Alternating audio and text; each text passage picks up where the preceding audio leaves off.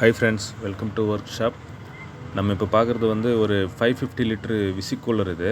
இது ப்ராப்ளம் என்னென்னா, compressor run ஆகுது, கேஸு இருக்குது. ஆனால் வந்து ஒரு 30-40% கேஸ் இருக்குது. ஆனால் வந்து நமக்கு வந்து கூலிங் வரல.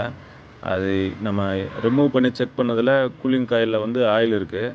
அந்த கூலிங் காயில் வந்து மைல்டு லீக்காக இருந்தது அப்படின்னா நம்ம அதை மாற்றிடுறோம். இல்லை நமக்கு தெரிஞ்ச பெரிய லீக்கேஜாக இருந்தது அப்படின்னா செக் பண்ணிவிட்டு அதை மட்டும் நம்ம அரெஸ்ட் பண்ணிவிட்டு கேஸ் சார்ஜிங் பண்ணுறோம். கீழே மொத்தம் ஆயில் வந்துருக்குது. ஆனால் வந்து நமக்கு ப்ரெஷர் கொடுத்தா கூட நமக்கு பிடுங்கிட்டு வர்ற மாதிரி பெரிய லீக்கேஜ் ஒன்றும் பெருசாக தெரியல. இருந்தாலும் ஒரு டவுட்டுக்கு நம்ம அதை மொத்தம் வந்து ரிமூவ் பண்ணிவிட்டு கீழே, அதாவது பைப் வந்து கீழே வந்து லென்த்தாக மேலே வரைக்கும் இருக்குன்றதுனால அதை ரிமூவ் பண்ணி கீழே வச்சுட்டு கம்ப்ரஸர் ரன் பண்ணிவிட்டு நம்ம அந்த செக்ஷன் பைப் வந்து க்ளோஸ் பண்ணிவிட்டு இங்கே வந்து ஏர் ஃபுல்லாக விட்டு நம்ம செக் பண்ணி பார்க்குறோம்.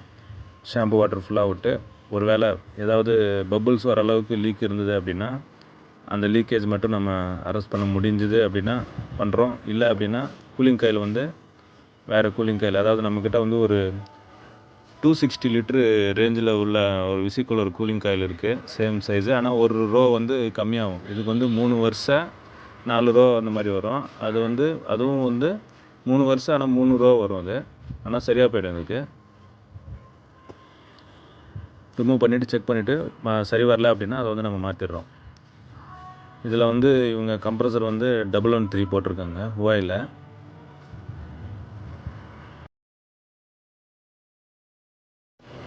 ரிமூவ் பண்ணியாச்சு. அந்த பாக்ஸுக்குள்ளே வந்து அதை வந்து அப்படியே பெண்ட், அந்த பைப்பு சைடு பைப்பு வந்து கட் பண்ணாமல், ஏன்னா லென்த் அதிகமாக இருக்குன்றதுனால நமக்கு வந்து ஈஸியாக வந்து பெண்ட் ஆகும். உள்ளே வச்சுட்டு ப்ரெஷர் கொடுத்து செக் பண்ணுறோம். ஆயில் மட்டும் இருக்குது. ஆனால் வந்து எந்த இடத்துலேருந்து ஸ்பெசிஃபிக் வந்தது அப்படின்ற மாதிரி எதுவும் தெரியல. ஆனால் ஃபுல்லாக மட்டும் ஆயில் மட்டும் இருக்குது. ப்ரெஷர் கொடுத்து செக் பண்ணி ஷாம்பு வாட்டர் கொடுத்தா ஒரு வேளை பெரிய லீக்கேஜாக இருந்தது அப்படின்னா வெளியிலே இருக்குது, அரெஸ்ட் பண்ண முடியும் அப்படின்னா வெல்டிங் பண்ணுறோம். இல்லை அப்படின்னா கூலிங் காயில் சேஞ்ச் பண்ணிடுறோம். செக்ஷன் வந்து நம்ம கட் பண்ணுறோம். ஏன்னா ப்ரெஷர் நம்ம இங்கே லாக் பண்ணால் தான் அந்த இடத்துல எங்கே வீக்காக இருக்கோ அந்த இடத்துல பிடிங்கிட்டு வரோம். கேஸ் இப்போ கொஞ்சம் நாங்கள் ஏற்றினோம்.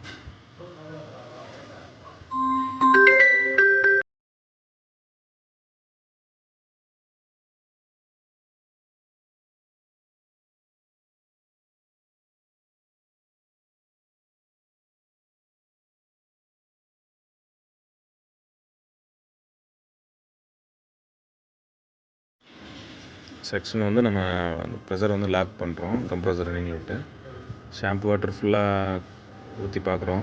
இன்கேஸ் ஏதாவது பெரிய லீக்கேஜ், ஒரு பபுள்ஸ் வர அளவுக்கு ஒரு லீக்கேஜ் இருந்தது அப்படின்னா அதை நம்ம வெல்டிங் பண்ண முடியும் அப்படின்னா வெல்டிங் பண்ணிடுறோம்.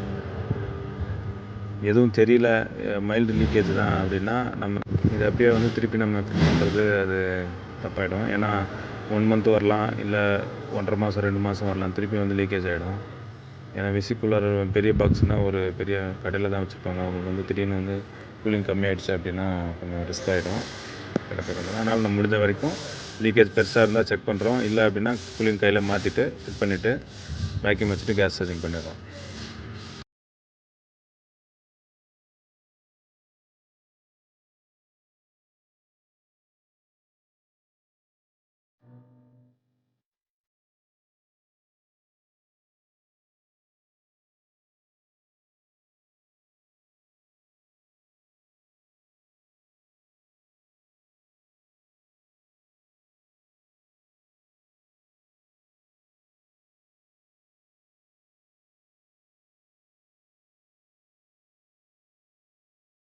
பெரிய லீக்கேஜ் எதுவும் தெரியல, மைல்டு லீக்கேஜ் தான்.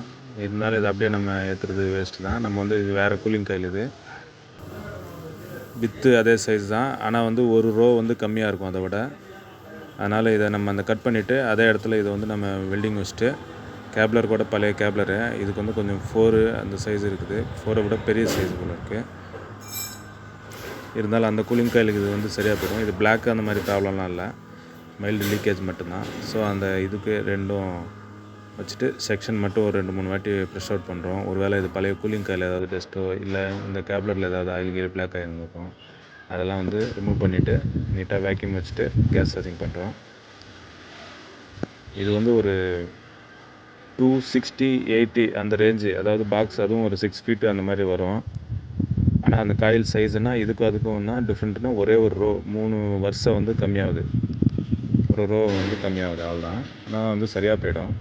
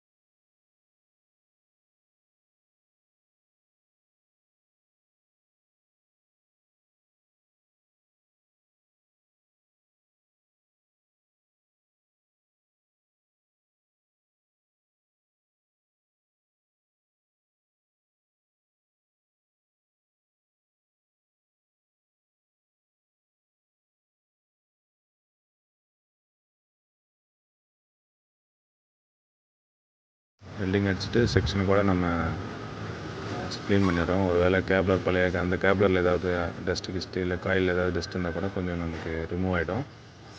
ஃபிட் பண்ணிடுறோம். ஒரு சைடு வந்து ஈஸியாக லாக் ஆகும், இன்னொரு சைடு வந்து கொஞ்சம் டிஸ்டன்ஸ் வரும், ஒரு 1/2 இன்ச் அந்த மாதிரி. அதனால் அதுக்கு மட்டும் நம்ம ஸ்க்ரூ மிஷின்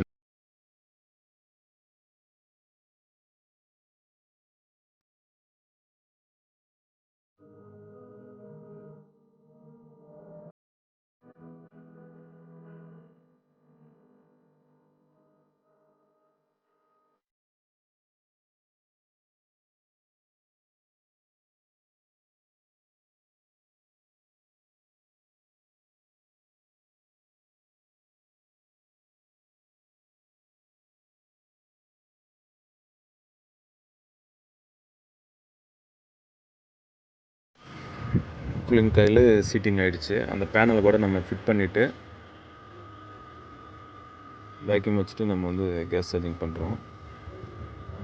ஃபிட் பண்ணிவிட்டு அதுக்கு ஒரு 4 ஸ்க்ரூ 6 ஸ்க்ரூ வரும், நம்ம அதை ஃபிட் பண்ணிவிட்டு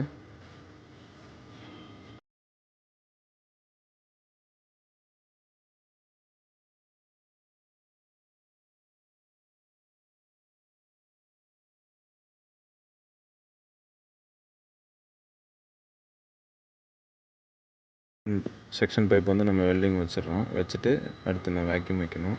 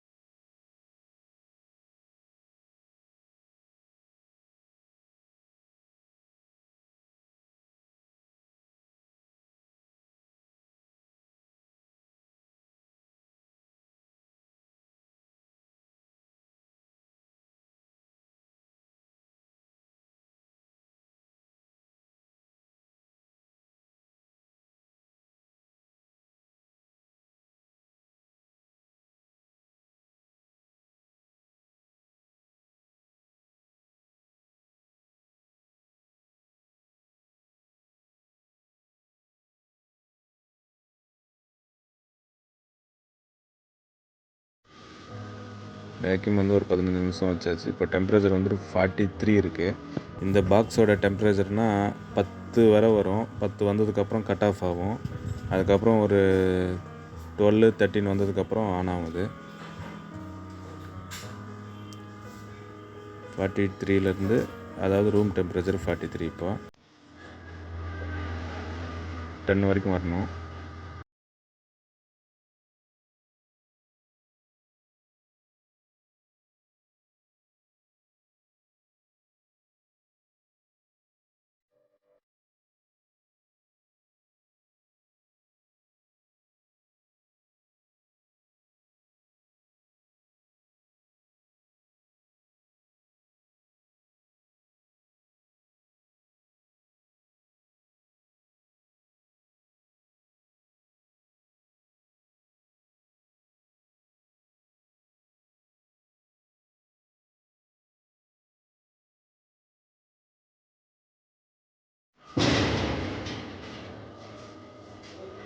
16 நம்ம கிட்டத்தட்ட 14 10 வரைக்கும் வந்ததுக்கப்புறம் கட் ஆஃப் ஆகும்.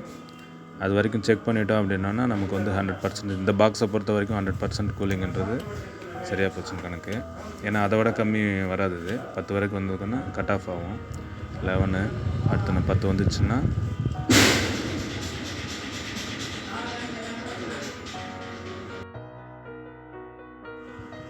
பத்து டிகிரி வந்தோடனே நமக்கு வந்து கட் ஆஃப் ஆகிடுச்சு. அந்த டைமிங் சிம்பிள் விழுது பாருங்கள், அது வந்து டைமிங், அது கட் ஆஃப் சிம்பிள்.